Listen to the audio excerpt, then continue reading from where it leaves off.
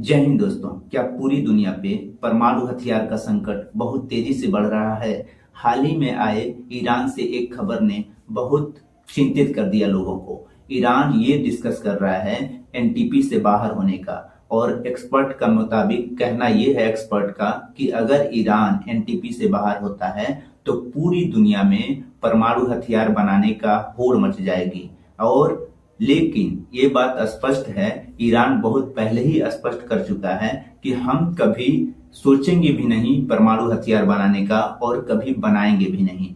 लेकिन ईरान के साथ कुछ गलत हो रहा है अमेरिका के द्वारा। ईरान का ये दावा है कि हम कभी भी अगर परमाणु हथियार पे कोई भी कार्य करेंगे तो शांतिपूर्ण उद्देश्य के लिए करेंगे। लेकिन अमेरिका ये भी नहीं करने दे रहा है, जितना हक होता है करने का वो भी नहीं करने दे रहा है। इस वजह से ही ईरान चाहता है एनटीपी से बाहर होना। अब हम कुछ समझते हैं परमाणु के बारे में, परमाणु हथियार के बारे में। परमाणु हथियार 2 टाइप्स का होता है, मतलब 2 प्रकार के बनते हैं, 2 प्रकार से बनाए जाते हैं। एक नाभिकीय विखंडन द्वारा यानी न्यूक्लियर फ्यूजन द्वारा, और दूसरा होता है नाभिकीय संलयन द्वारा बनाया जाता है, उसको बोलते हैं न्यूक्लियर फ्यूजन द्वारा। इसमें से सबसे खतरनाक कौन होता है? तो जो हाइड्रोजन बम यानी न्यूक्लियर फ्यूजन द्वारा जो बनाया जाता है यानी हाइड्रोजन बम सबसे विनाशकारी होता है। अगर एक किसी शहर पे गिरता है तो पूरे शहर वहां पे लाखों लोगों को नुकसान पहुंचता है इसकी वजह से, और वहां का पर्यावरण बहुत ही दूषित होता है, और इंसानों का जो डीएनए होता है उसके स्ट्रक्चर को भी चेंज कर देता है, और बहुत ज्यादा समय तक इसका असर रहता है। अगर जहां पे जिस क्षेत्र पे भी परमाणु हथियार गिराए जाते हैं वहां पे बहुत ज्यादा समय तक इसका असर भी रहता है, ठीक है। लेकिन वास्तविक में पहली बार परमाणु हथियार का यूज हुआ था 1945 में। अमेरिका ने किया था वर्ल्ड वॉर 2 के समय, वो भी जापान के हिरोशिमा और नागासाकी पे परमाणु हथियार का यूज किया था। एक ही बार परमाणु हथियार यूज हुआ है, वो भी जापान के हिरोशिमा और नागासाकी पे। वैसे एनपीटी का मतलब क्या होता है? एनपीटी यानी न्यूक्लियर प्रोलिफरेशन ट्रीटी, यानी परमाणु अप्रसार संधि।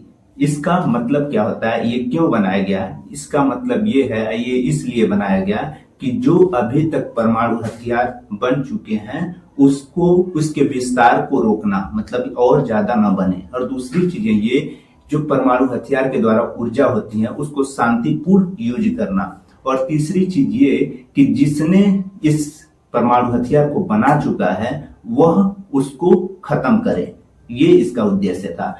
इस ट्रीटी में यानी एनपीटी में 191 देश हैं। जो एनपीटी 1967 में बनी थी, उससे पहले एनपीटी के बनने से पहले जिन देशों ने परमाणु हथियार बना चुका है वह परमाणु हथियार रख सकते हैं। लेकिन जिन्होंने नहीं बनाया है वह एनपीटी के सदस्य रहेंगे और बनाएंगे भी नहीं, ये कहना है। लेकिन एनपीटी के सदस्य में कौन कौन लोग हैं, कौन कौन देश है जिसने परमाणु हथियार बना लिया है? तो यूएसए है, रसिया है, चाइना है, फ्रांस है और यूके है। 5 देश ऐसे हैं जिसने 1967 से पहले परमाणु हथियार बना लिया था। और कौन कौन से ऐसे देश हैं जो परमाणु हथियार तो बना लिए हैं और एनपीटी के मेंबर भी नहीं है, यानी सदस्य भी नहीं है? तो वह है India, Pakistan, Israel, north Korea और साउथ कोरिया। इन 5 देशों ने मेंबर भी नहीं है एनपीटी के, और इन्होंने परमाणु हथियार बना भी लिया है।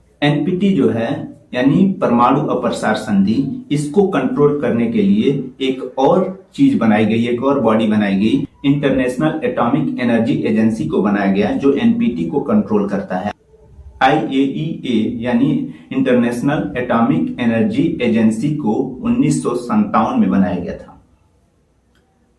ये है पूरा कंसेप्ट, और ये यूपीएससी के लिए भी, इसमें जितनी चीजें बताया वह यूपीएससी के लिए भी इंपॉर्टेंट है, ये सभी बातें, ठीक है। तो आप इसे ध्यान से देखिएगा और जितनी कंसेप्ट इसमें क्लियर किया हूं उसको भी ध्यान दीजिएगा, ठीक है।